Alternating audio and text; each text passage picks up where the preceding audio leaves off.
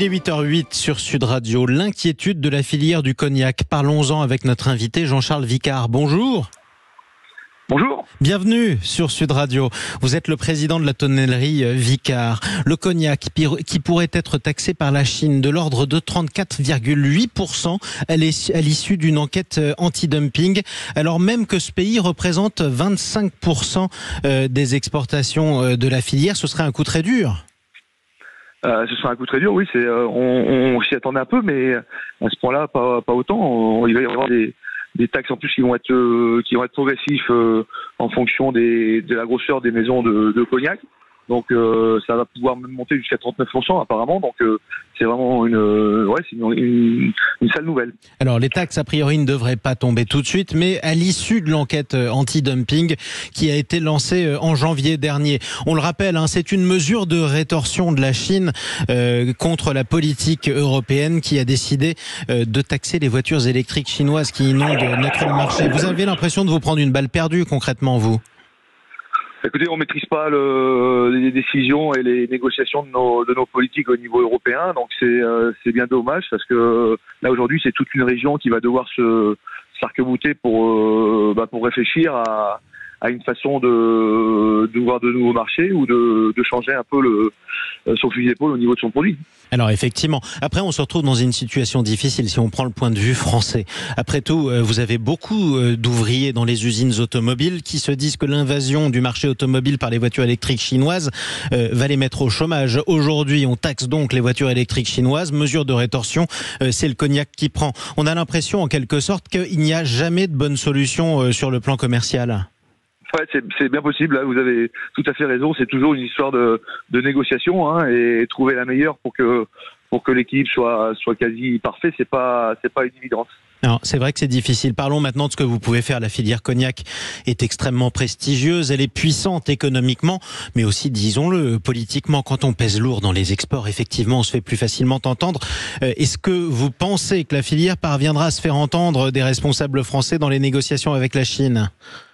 Ouais, ils ont déjà essayé, mais je pense que derrière, est-ce que nos responsables français ont la capacité de pouvoir aller jusqu'au bout des négociations avec la Chine? Ça, j'en suis moins sûr.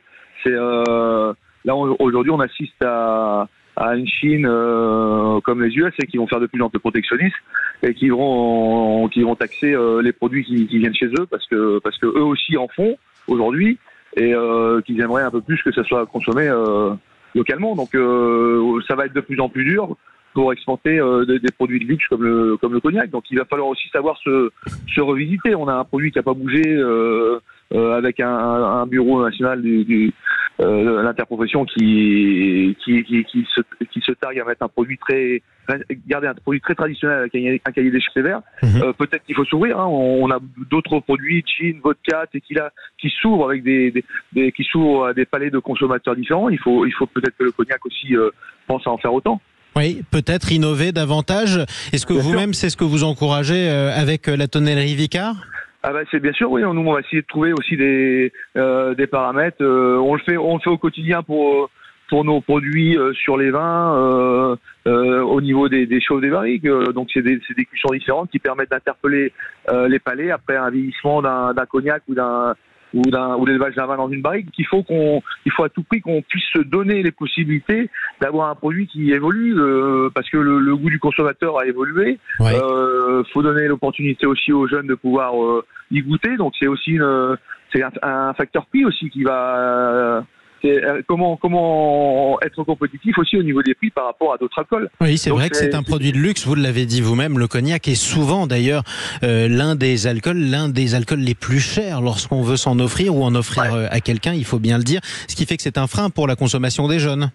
Bien sûr, et puis aussi notre politique de pénétration sur le marché français. Il faut savoir pour la petite info, on consomme autant de whisky en France qu'il ne se vend de cognac dans le monde entier. Donc on a quand même un intérêt à bosser au niveau commercial sur le marché français et pouvoir proposer des produits pour que nos jeunes ou nos moins jeunes puissent consommer du cognac et pas forcément des whisky. Et après, si je peux me permettre, il faut voir aussi la qualité de ce qui se boit dans le whisky qui est consommé en France et la comparer à la qualité du cognac qu'on exporte. C'est dommage d'ailleurs qu'on laisse partir les meilleurs produits et qu'on consomme les moins bons. Mais ça, c'est autre chose. Je rappelle d'ailleurs que tout ceci est à consommer avec la plus grande des modération, d'autant plus pour le cognac qui est un alcool noble et qui n'est pas fait pour le binge drinking, comme on dit. Rien n'est fait d'ailleurs pour le binge drinking. Dernière question, comment vous préparez-vous, concrètement, à la tonnellerie Vicard, à cette possible explosion des taxes en Chine? Est-ce que vous cherchez tout de suite, avant que les règles changent, un nouveau marché? Alors nous, aujourd'hui, il faut savoir que dans les années 75-80, Vicard, c'était 100% pour le cognac. On avait vraiment une tonnerie locale. Là, aujourd'hui, on bosse à 25% pour le local, donc pour le cognac, et le reste, c'est, on a 40 pays à travers le monde, donc c'est beaucoup de vin. Donc tous les pays où il y a du vin, on essaye d'être présent. Donc bien sûr qu'on va intensifier nos démarches commerciales pour essayer de compenser la perte, mais également faut aider. Je pense que le tissu local à trouver des solutions. C'est ensemble qu'on va trouver des choses. Il faut arrêter d'être forcément buté sur, je disais tout à l'heure, sur un cahier des charges très ou trop traditionnaliste. Parce que autrement on s'en sortira jamais. On sera toujours le cognac de luxe, mais aujourd'hui le cognac de luxe, faut quand même qu'il soit consommé.